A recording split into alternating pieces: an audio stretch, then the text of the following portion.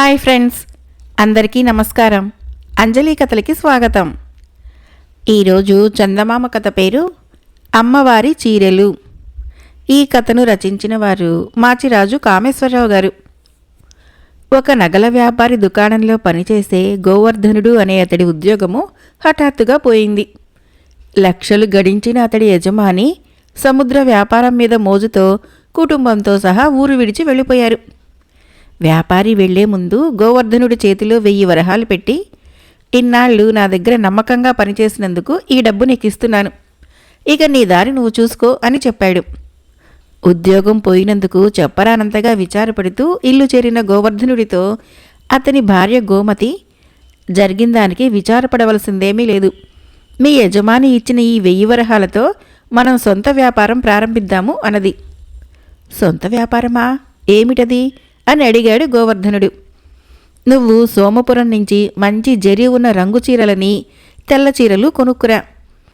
నీళ్లల్లో తడిచిన వెలవని రంగులు కుంచే తీసుకొస్తే ఆ చీరల మీద నేను అందమైన పువ్వులు లతలు చిత్రీకరిస్తాను. అప్పుడవి ఎంతో కొత్తగా ప్రత్యేకమైనవిగా కనిపించి పట్నంలో మంచి ధరకు అమ్ముడిపోతాయి అన్నది గోమతి. భార్య చెప్పినట్టే వారం తిరగకుండా గోవర్ధనుడు చీరలు తెచ్చాడు. వాటి మీద పువ్వులు లతలు చిత్రించింది గోమతి. ఈ కొత్త రకం చీరలకు ఏదైనా మంచి పేరొకటి పెట్టాలని గోమతి ఆలోచించింది. అయితే సమయానికి నచ్చిన పేరేది ఆమెకు తట్టలేదు. తీరుబడిగా ఈ చీరలకి ఏం పేరు పెట్టాలో ఆలోచిస్తాను. పట్నం తీసుకుని పోయావంటే కొత్త తరహాగా ఉన్న ఈ చీరలు వెంటనే అమ్ముడిపోతాయి అన్నది భర్తతో గోమతి. చీరలని ఒక మూటగా కట్టి భర్త చేతికిచ్చింది. పట్నంలో గోవర్ధనుడు తీసుకుని వెళ్లిన చీరలను జనం ఎంతో ఆసక్తిగా చూశారు. అయితే వాటి మీద బొమ్మలు ఉతకగానే పోతాయనే భయంతో వాటిని ఎవరూ కొనలేదు. అతడు సాయంకాలం వరకు తిరిగినా ఒక్క చీర కూడా అమ్ముడు కాలేదు. ఊసూరుమంటూ గోవర్ధనుడు తిరుగు ప్రయాణమయ్యాడు. గోవర్ధనుడు తన గ్రామానికి దాపులనున్న ఒక ఊరి ప్రాంతం చేరేసరికి రాత్రి చాలా పొద్దుపోయింది.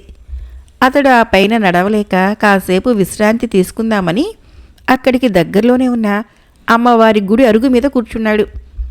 ఒక అరగంట తర్వాత గోవర్ధనుడు అరుగు దిగి చీరల మూటను నెత్తిన పెట్టుకుంటూ ఉండగా, మూటలో మంచి చీరలున్నాయే అంటూ అమ్మవారు ప్రత్యక్షమైంది. గోవర్ధనుడు ఒక త్రుటికాలం నివ్వెరపోయి ఆ తర్వాత తేరుకొని ఎంతో వినయంగా, అవును తల్లి, అమ్మటానికి పట్నం తీసుకెళ్లాను. నా దురదృష్టం, ఒక్కగానొక్కటైనా అమ్ముడుపోలేదు అన్నాడు. అలాగా, ఏవి నేను చూస్తాను అన్నది అమ్మవారు. గోవర్ధనుడు మూట విప్పి ఒక్కొక్క చీరను అమ్మవారికి చూపించసాగాడు.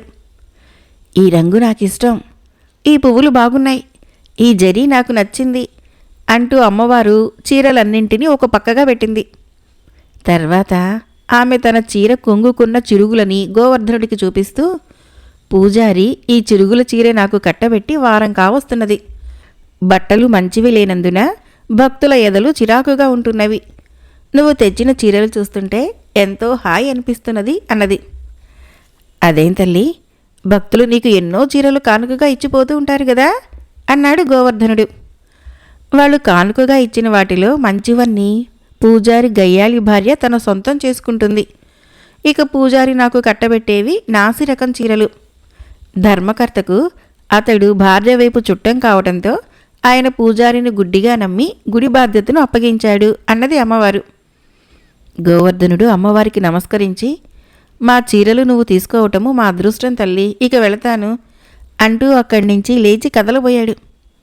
ఆగాగు, చీరల డబ్బు మర్చిపోయావా? రేపు ఉదయాన్నే ధర్మకర్త ఇంటికి వెళ్ళి, అమ్మవారు నా దగ్గర 2000 వరహాలు ఖరీదు చేసే చీరలు బేరం చేసి కొన్నారు, ఆ డబ్బు ఇవ్వండి అని అడుగు.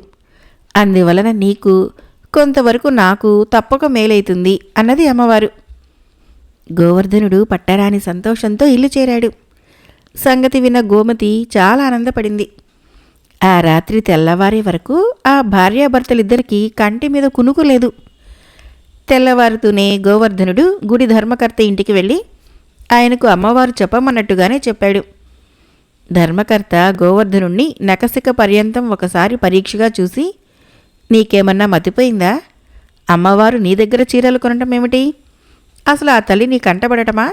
చీపో ఇక్కడి నుంచి అన్నాడు ఆగ్రహంగా. గోవర్ధనుడు చిన్నగా నవ్వుకొని, అయ్యా, పూజారి పుణ్యమా అని అమ్మవారు తనకు కావలసిన చీరలేవో తానే స్వయంగా కొనుక్కోవలసి వచ్చింది. ఏం చేయగలం, అంతా కలి మహిమ అన్నాడు వ్యంగ్యంగా. ఆ జవాబు విని ధర్మకర్త విసుక్కుంటూ అప్పటికప్పుడే పూజారి ఇంటికేసి బయలుదేరాడు. పూజారి ఇల్లు గుడికి దగ్గరలోనే ఉన్నది. గోవర్ధనుడు కూడా ధర్మకర్త వెనగ్గా నడిచాడు. తెల్లగా తెల్లవారిపోయినా పూజారి ఇంకా నిద్రపోతూనే ఉన్నాడు. ధర్మకర్త కేక విని అతడు తలుపు తెరిచి బయటికి వచ్చాడు. ధర్మకర్త గోవర్ధనుణ్ణి అతడికి చూపిస్తూ, ఇతనొక చీరల వ్యాపారి. అమ్మగారు తన దగ్గర రాత్రి 2000 వరహాలు విలువ చేసే చీరలు కొన్నట్లు చెబుతున్నాడు. ఈ సంగతి నీకేమైనా తెలుసా అని అడిగాడు. అమ్మవారేమిటి, స్వయంగా చీరలు కొనడం ఏమిటి? అపచారం, అపచారం. వీడెవడో రాటుదిలిన దొంగైనా అయి ఉంటాడు, లేక ఊళ్ళు పట్టుకు తిరిగే వెర్రివాడైనా అయి ఉంటాడు అన్నాడు పూజారి కోపంగా. ధర్మకర్త చిరాగ్గా గోవర్ధనుడి కేసు చూసి పూజారితో, ఏ సంగతి తేలిపోతుంది, ముందు మీరు గుడి తలుపులు తెరవండి అన్నాడు. పూజారి గుడి తలుపులు తెరవగానే అమ్మవారి కాళ్ల దగ్గర చీరల మూట కనిపించింది. ఆమె చిరుగులు పడిన పాత చీర కట్టుకుని ఉన్నది. ధర్మకర్త పూజారి కేసు తీవ్రంగా చూస్తూ, నిన్న సాయంత్రము మా అమ్మాయిని అత్తవారింటికి పంపేటప్పుడు అమ్మవారికి కానుకగా జరీ పట్టుచీర సమర్పించాము. దానిని రాత్రి పూజా సమయంలో అమ్మవారికి అలంకరిస్తానన్నావు. మరిప్పుడు ఆ చీర ఏమైంది అని అడిగాడు. పూజారి వణికిపోతూ తల వంచుకున్నాడు. గోవర్ధనుడు కల్పించుకొని ధర్మకర్తతో, అయ్యా, తమరు పూజారి గారి భార్యను అడగవలసిన ప్రశ్నను పూజారిని అడుగుతున్నారు. పాపం ఆయన ఏమని జవాబు ఇవ్వగలడు అన్నాడు. కొద్దిసేపు ఆలోచించిన మీదట ధర్మకర్తకి పూజారి అక్రమమైన ప్రవర్తన అర్థమైపోయింది. ఆయన అప్పటికప్పుడే పూజారిని తొలగించి గోవర్ధనుడికి 2000 వరహాలిచ్చి ఎంతో మర్యాదగా సాగనంపాడు. ఈ జరిగిన సంగతి క్షణాల మీద ఆ గ్రామంలోనే కాక చుట్టుపక్కల ఉన్న గ్రామాల్లో కూడా తెలిసిపోయింది. ప్రజలు తండోపతండాలుగా అమ్మవారి గుడికి వచ్చి పూజలు ప్రార్థనలు చేయసాగారు. కొందరు స్త్రీలు గోవర్ధనుడి ఇంటికి వెళ్ళి అమ్మవారి చీరలు కావాలంటూ అడిగారు. గోమతి చాలా సంతోషించి గోవర్ధనుడితో, మన చీరలకు పేరు పెట్టే శ్రమ తప్పింది. ప్రజలే వాటికి అమ్మవారి చీరలు అని పేరు పెట్టారు. కష్టపడి పనిచేసే మనకు ఆ తల్లి దయ వలన ఇక ఏ లోటు ఉండదు అన్నది. మరొక కథ పేరు బంగారయ్య ఆస్తి. ఈ కథను రచించిన వారు కోలార్ కృష్ణయ్యర్ గారు. సిళ్ళంగేరి గ్రామంలో బంగారయ్య అనే ఒక సామాన్య కుటుంబీకుడు ఉండేవాడు. ఆయనకు తిరుమలయ్య, వెంకయ్య అనే 2 కొడుకులు, మంగమ్మ అనే ఒక కూతురు. బంగారయ్య వాళ్ళందరికీ పెళ్లిళ్ళు చేశాడు. ఆయన చనిపోయే నాటి వరకు అందరూ ఉమ్మడి కుటుంబంగా ఉండేవారు. మంగమ్మ అదే గ్రామంలో ఉండేది. బంగారయ్య పోయాక ఆయన కొడుకులు ఉన్న కొద్ది ఆస్తిని పంచుకొని వేరువేరు కాపరాలు పెట్టారు. బంగారయ్య భార్య తాయారమ్మ 2 కొడుకుల వద్ద వంతుల వారీగా ఉంటూ వచ్చింది. ప్రారంభంలో తాయారమ్మను కోడళ్ళు గౌరవంగా చూసేవాళ్ళు. కానీ రాను రాను వాళ్ళు తాయారమ్మ పట్ల కటువుగా ప్రవర్తించసాగారు. అందుకు ముఖ్య కారణము ఆమె వద్ద నగలు కానీ డబ్బు కానీ లేకపోవటం.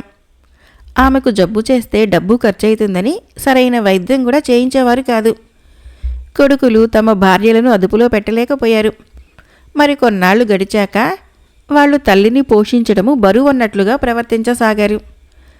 తాయారమ్మ కొడుకుల వద్ద ఉండలేక కూతురు మంగమ్మ ఇంటికి వెళ్ళి ఉండసాగింది. మంగమ్మ కొద్ది రోజుల పాటు తల్లిని ఆదరంగా చూసి తర్వాత అవకాశం చిక్కినప్పుడల్లా ఆస్తి పంచుకోవటానికి కొడుకులు, పోషించడానికి కూతురు అని ఎత్తుపోటు మాటలు అనసాగింది.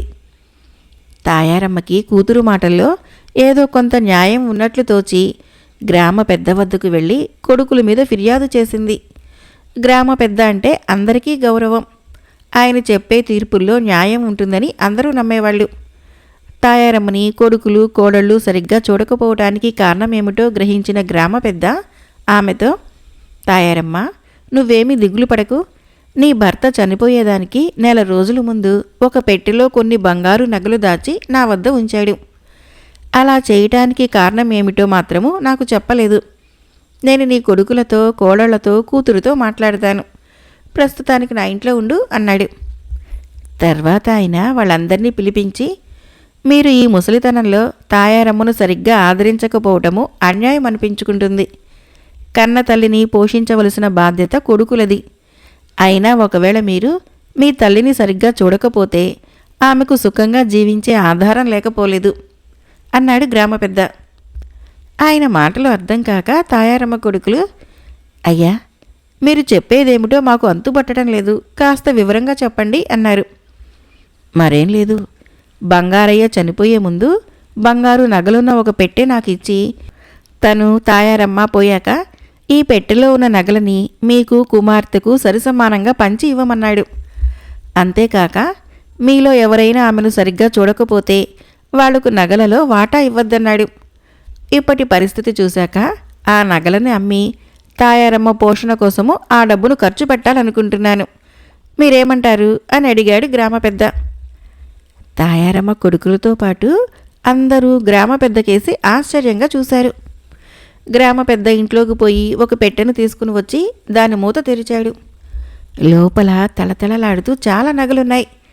వాటి ఖరీదు ఎంత లేదన్నా 50,000 ఉంటుందని తాయారమ్మ బంధుగణమంతా అంచనా వేసుకున్నారు. వాళ్ళు గ్రామ పెద్దతో, అయ్యా, జరిగిందేదో జరిగిపోయింది. ఆమె పట్ల తగిన ఆదరాభిమానాలు చూపలేదని మాకు బాధగానే ఉన్నది. ఇంతవరకు మా వల్ల జరిగిన పొరపాట్లను క్షమించండి అని తాయారమ్మని మా ఇంటికి రమ్మని బ్రతిమలాడారు. తాయారమ్మ ఒక్కొక్కరి ఇంట్లో నెల రోజుల పాటు వంతుల వారీగా ఉండటానికి అంగీకరించింది. ఆనాటి నుంచి ఆమెను కోడళ్ళు కూతురు ఎంతో ఆప్యాయంగా చూడసాగారు. ఆమెకు అవసరమైన అన్ని సదుపాయాలు సమకూర్చారు. ఆ తర్వాత కొంతకాలం పాటు తాయారమ్మ ఎలాంటి ఇబ్బందులు లేకుండా సుఖంగా బతికి ఒకనాడు చనిపోయింది. కర్మలన్నీ కొడుకులు అల్లుడు ఘనంగా జరిపించారు. ఒకనాడు వాళ్ళందరూ గ్రామ పెద్ద ఇంటికి వెళ్ళి తాయారమ్మ నగల్ని పంచిపెట్టమని కోరారు. ఆయన సరేనని వాటి వెల కట్టడానికి అందరికీ సమంగా పంచటానికి గ్రామంలోని శరభయ్య అనే నగలు చేసే అతన్ని పిలిపించాడు. శరభయ్య వాటిని చూసి తెల్లబోయాడు. అవన్నీ బంగారువి కాదు, నకిలీ బంగారు నగలు. ఇది విని తాయారమ్మ కొడుకులు కోడళ్ళు కూడా నిర్ఘాంతపోయారు. ఎంత మోసం! అన్నీ నకిలీ నగలు దాచి మమ్మల్ని మోసం చేశారు అన్నారు వాళ్ళు. గ్రామ పెద్ద చిన్నగా నవ్వి, మీరు మాత్రం ఏం చేశారు? కేవలం నగల ఆశతో తాయారమ్మ పైన నకిలీ ప్రేమను చూపించారు. నకిలీ ప్రేమకు నకిలీ నగలు ప్రతిఫలం ఏమంటారు అని అడిగాడు. దానికి ఎవరూ జవాబు చెప్పకుండా తాయారమ్మ పట్ల తామెంత నిర్దయగా ప్రవర్తించినది గుర్తుకు తెచ్చుకొని అవమానంతో తలలు వంచుకున్నారు. ఏ విత్తనానికి ఆ చెట్టు అన్న సామెత మీరు వినే ఉంటారు. మీ మనసుల్లాగానే ఈ నకిలీ నగలు పైకి ఒక రకంగా ఆంతర్యంలో మరొక రకంగా ఉండటం జరిగింది. ఇక వెళ్ళండి అన్నాడు గ్రామ పెద్ద. జరిగిందేమిటంటే, బంగారయ్య గ్రామ పెద్ద వద్ద ఎలాంటి నగలు ఉంచిపోలేదు. బంగారయ్య ఆత్మబంధువుల్లో మార్పు తెచ్చేటందుకు గ్రామ పెద్ద ఇలాంటి ఎత్తుగడ వేశాడు. మరొక కథ పేరు గుప్తదానం. ఈ కథను రచించిన వారు బొమ్మిడి అచ్చారావు గారు. అనంతగిరిలో అనంతస్వామికి ఆస్తితో పాటు ఆశ కూడా అనంతమే కావటం వలన పరమ పిసినారిగా పేరుగాంచాడు. ఊళ్ళో ధర్మకార్యాలకు ఆయన్నెవరూ పిలిచేవారు కాదు. అనంతస్వామి కూతురు అనంతను ఆ గ్రామస్థుడే అయిన గిరీశమనే యువకుడు ప్రేమించాడు. అనంతవాడితో, ఊళ్ళో మా నాన్నకి మంచి పేరు వచ్చేలా చేయి, నేను నిన్ను పెళ్లి చేసుకుంటాను అంది. గిరీశానికి నిజాయితీపరుడన్న పేరుంది. వాడే పని చేసినా వాడికంటే ఇతరులకే ఎక్కువగా ప్రయోజనం ఉంటుంది. ఒక రోజున గిరీశము అనంతస్వామిని కలుసుకొని ఒక ముత్యాల హారాన్నిచ్చి, ఇది 2000 వరహాలు చేస్తుంది, దీన్ని మీ దగ్గరుంచుకోండి, రేపు ఊళ్ళో వాళ్ళు వచ్చి మిమ్మల్ని చందా అడుగుతారు, వెంటనే మాట్లాడకుండా 1000 వరహాలు ఇచ్చేయండి, ఊరంతా మిమ్మల్ని మహాదాత అని పొగుడుతుంది. మర్నాడు మిగతా 1000 వరహాలు ఇచ్చి నేను హారం వెనక్కి తీసుకుంటాను అన్నాడు. అనంతస్వామి హారాన్ని పరీక్షించి అది గిరీశం అన్నంత విలువ చేస్తుందని గ్రహించాడు. ఆయన అనుమానం చాలక, ఇలా చేయటం వల్ల నీకేంటి ప్రయోజనము అన్నాడు. దానాలు చేయటంలో మనిషికి తృప్తి ఉంటుంది, కానీ దానాలు చేసే మనిషిని అంత ఆకాశానికి ఎత్తేస్తారు, దేవుడిలా గౌరవిస్తారు. అది నాకిష్టం ఉండదు. అందుకని చాలాసార్లు గుప్తదానాలు చేశాను. ఆ చేసే గుప్తదానము మీ పేరును చేస్తే అటు నా కోరిక తీరుతుంది, ఇటు మీకు పేరు వస్తుంది. కాదంటారా అన్నాడు గిరీశం. ఒక్క వరహా ఖర్చు చేయకుండా దాత అనిపించుకునే అవకాశం వస్తే కాదనటం ఎందుకని అనంతస్వామి సరేనన్నాడు. అనంతగిరిలో దేవీ నవరాత్రులు చాలా వైభవంగా జరుగుతాయి. నెల రోజులకు ముందే గ్రామంలోని యువకులందరూ కలిసి సమాలోచనలు జరిపి చందాలకు బయలుదేరతారు. అలాంటప్పుడు గిరీశము, ఈసారి మనము అనంతస్వామితో ప్రారంభిద్దాము అన్నాడు. కొందరు నవ్వారు, కొందరు ఆశ్చర్యపడ్డారు. అందరూ ఏకకంఠంతో వట్టి గేదె నుంచి పాలు పితకవచ్చు, అనంతస్వామి నుంచి ఒక్క వరహా కూడా రాదు అన్నారు. అడగందే అమ్మైనా పెట్టదు, అడిగేలా అడిగితే రాక్షసుడు కూడా మంచులా కరిగి నీరైపోతాడు. అనంతస్వామి వద్ద చందా నేను వసూలు చేస్తాను, నాతో రండి అన్నాడు గిరీశం. సరే, నీతో వస్తాం. అనంతస్వామి ఎంత చందా ఇస్తే అంతా నేను నీకు ఇచ్చుకుంటాను. అనంతస్వామి చందా ఇవ్వకపోతే నువ్వేం పందెం కాస్తావో చెప్పు అంటూ గిరీశాన్ని సవాలు చేశాడు రాంబాబు అనే యువకుడు. 1000 వరహాలు అన్నాడు గిరీశం. గిరీశానికి మతిపోయిందని అంతా అనుకున్నారు. గిరీశం మాత్రం అందరితో, ముందుగానే చెబుతున్నాను, ఈ పందెం నేను కాయలేదు, ఇందులో మోసమేమీ లేదు. ఆ తర్వాత ఓడిపోయి నా మీద అభాండాలు వేయవద్దు అన్నాడు. ఓడేదెవరో ఇక్కడ అందరికీ తెలుసులే అన్నాడు రాంబాబు. అందరూ అనంతస్వామి ఇంటికి వెళ్ళారు.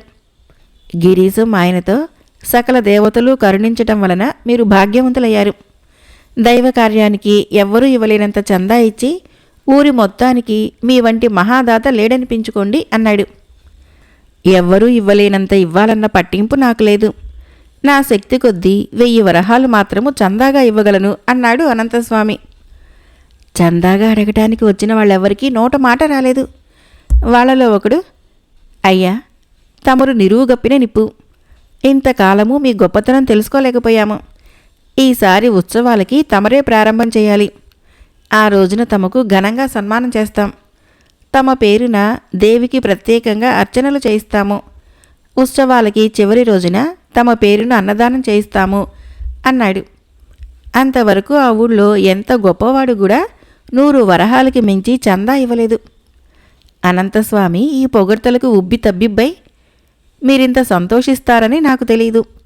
ఇక మీదట ప్రతి ఏటా దేవికి ఇదే విధంగా చందాలిస్తాను అన్నాడు. తర్వాత రాంబాబు గిరీశానికి 1000 వరహాలు ఇచ్చుకొని, పందెంలో ఓడానని నాకు బాధగా లేదు. అనంతస్వామి వంటి పిసినారిలో మార్పు తీసుకుని వచ్చినందుకు నీకిది బహుమతిగా ఇస్తున్నాననుకుంటున్నాను అన్నాడు. గిరీశము నవ్వుతూ, నేను డబ్బు కోసం పందెం కాయలేదు. ఈ డబ్బుని దేవీ నవరాత్రులకు నా చందాగా తీసుకోండి అన్నాడు. అయితే నీకు కూడా ఆ అనంతస్వామితో సమంగా సన్మానము వగైరాలు జరుగుతాయి అన్నారు యువకులందరూ. అలా వద్దు, జరిగే సన్మానాలు సత్కారాలు అనంతస్వామికే జరగాలి. అప్పుడే అలాంటి వాళ్ళు ఉత్సాహంగా దానాలు చేస్తారు అన్నాడు గిరీశం. మరుసటి రోజున అనంతస్వామి గిరీశానికి కబురు పెట్టి హారం తీసుకుని పొమ్మన్నాడు. ఉత్సవాలయ్యాక తీసుకొని వెళ్తానని గిరీశం చెప్పాడు. దేవీ నవరాత్రుల ఉత్సవాలలో అనంతస్వామికి కని విని ఎరుగని ఘన సత్కారం జరిగింది. ఆ రోజుల్లో ఆయన తన దేశానికి రాజునో అందరికీ దేవుడనో అన్న అనుభూతిని పొందాడు. అంతా అయ్యాక గిరీశము అనంతస్వామిని కలుసుకొని, 1000 వరహాలు తెచ్చాను, నా హారం నాకు తిరిగి ఇప్పించండి అన్నాడు. ఆయన సరేనని ఇంట్లో ఎంత వెతికినా ఆ హారం కనపడలేదు. పోనీలేండి, ఆ హారాన్ని మీ అమ్మాయికి కానుకగా ఇచ్చాననుకుంటాను, అనంతను నాకిచ్చి పెళ్లి చేయండి అన్నాడు గిరీశం. నా కూతుర్ని మీ ఇంటి కోడలుగా చేసుకునేటందుకు మీ నాన్న ఒప్పుకుంటాడా? ఇదివరలో నేను ఒకసారి అడిగితే కాదన్నాడే అన్నాడు అనంతస్వామి. అప్పటి సంగతి వేరు. ఆ అనంతస్వామి గారు పరమ పిసినారి, ఈ అనంతస్వామి గారు మహాదాత. మీ కూతుర్ని పెళ్లి చేసుకోవటము నాకు గౌరవము అన్నాడు గిరీశం. అయితే ఒక్క షరతు, ఉత్సాహంతో ఏటా ఇలాగే చందాలిస్తానని అనేశాను. అంత డబ్బు నేనెక్కడివ్వగలను? నువ్వు ఇలాగే గుప్తదానం చేస్తానంటే నా కూతుర్ని నీకిచ్చి పెళ్లి చేస్తాను అన్నాడు అనంతస్వామి. ఇలాంటి షరతులు పెడితే జరిగిన కథంతా గ్రామస్తులకు చెప్పేస్తాను. అప్పుడు మిమ్మల్ని ఆకాశానికి ఎత్తిన వాళ్ళందరూ పాతాళానికి తోసేస్తారు. ఆలోచించుకోండి. 1000 వరహాలతో ఘన సన్మానం కొనుక్కుంటారో లేక డబ్బు కక్కుర్తితో నలుగురు చేత చీ అనిపించుకుంటారో అన్నాడు గిరీశం. ఒకసారి సన్మానం రుచి చూసినవాడు చీ అనిపించుకోగలడా? అనంతస్వామి గిరీశానికి తన కూతుర్నిచ్చి పెళ్లి చేశాడు. పెళ్ళయ్యాక కూతురి మెడలో గిరీశం తనకు కుదవబెట్టిన హారం ఉండటం చూసి అది కూతురే ఇంట్లో దాచిపెట్టిందని అనంతస్వామికి అర్థమైపోయింది. తనలో మార్పు తీసుకుని రావాలనే గిరీశము అనంతతో కలిసి నాటకమాడాడని తెలిసాక ఆయన పూర్తిగా మారిపోయి ఊళ్ళో ఇంకా మంచి పేరు తెచ్చుకున్నాడు. మరొక కథ పేరు గురవయ్య వైద్యం. ఈ కథను రచించిన వారు డాక్టర్ తాటిచెర్ల గురురామప్రసాద్ గారు. గురవయ్య వైద్యానికి లౌక్యానికి పెట్టింది పేరు. ఒక రోజున వివేకుడు అనేవాడు కడుపు నొప్పి బాధ భరించలేక గురవయ్య ఇంటికి వెళ్ళాడు. సమయానికి గురవయ్య ఇంట్లో లేడు. ఏదో పని మీద పొరుగురు వెళ్ళాడు. సాయంత్రానికి గాని రాడు. వివేకుడు నొప్పి భరించలేక అంతగా పేరు లేని జంబులింగం అనే వైద్యుడింటికి వెళ్ళాడు. ఆయన ఏదో గుళికనిచ్చాడు. కానీ దానివలన గుణం కనపడలేదు. మర్నాడు వివేకుడు గురవయ్య వద్దకు వెళ్ళి తన బాధ చెప్పుకున్నాడు. ఆయన వాడికో గుళికనిచ్చాడు. అది వేసుకున్నాక కొద్దిసేపటికే వివేకుడి నొప్పి చేత్తో తీసినట్లు మాయమైపోయింది. ఇది జంబులింగానికి తెలిసి గురవయ్య ఇంటికి వెళ్ళి ఆయన ఏం మందిచ్చాడో తెలుసుకోగోరాడు. గురవయ్య సమాధానం చెప్పగానే ఆశ్చర్యపడి, అరే, అదే గుళిక నేను ఇచ్చాను. నువ్విస్తే పనిచేసింది, నేనిచ్చినప్పుడు ఎందుకు పని చేయలేదు అన్నాడు జంబులింగం. మన వృత్తిలో వైద్యం కంటే వైద్యుని మీద రోగికి ఉండే గురి ప్రధానం. నీ రోగులకి నీ మీద నమ్మకం ఏర్పడేలా చేసుకో అన్నాడు గురవయ్య. ఒక రోజున గోవిందుడు అనేవాడు వీపు మీద పెద్ద గడ్డ వేస్తే గురవయ్యను చూడబోయాడు. ఆయన దాన్ని శ్రద్ధగా పరీక్షించి, నెల రోజుల పాటు నేనిచ్చిన మందులు సేవిస్తే ఇది దానంతట అదే అణిగిపోతుంది. అయితే ఈ గడ్డ ఎంతో అందంగా ఉంది.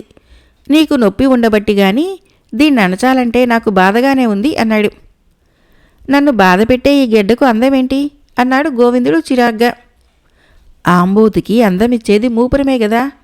ఆంబోతు లాంటి మగాడికి వీపు మీద మూపురముంటే అందంగా ఉండదా అన్నాడు గురవయ్య.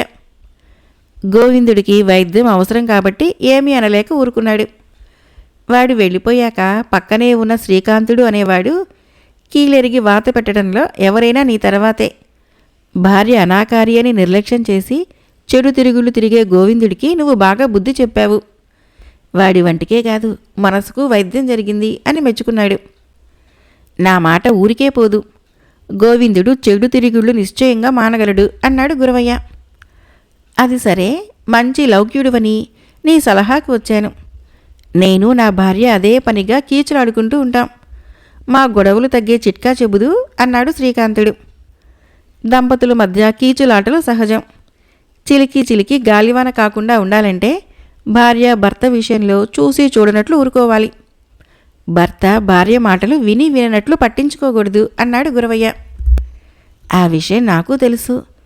మేమిద్దరం అలా ఉండటానికి మందేమైనా చెప్పు అన్నాడు శ్రీకాంతుడు. నీ భార్య కళ్ళల్లో జిల్లేడు పాలు పొయ్యి, ఆమె గుడ్డిదైతుంది.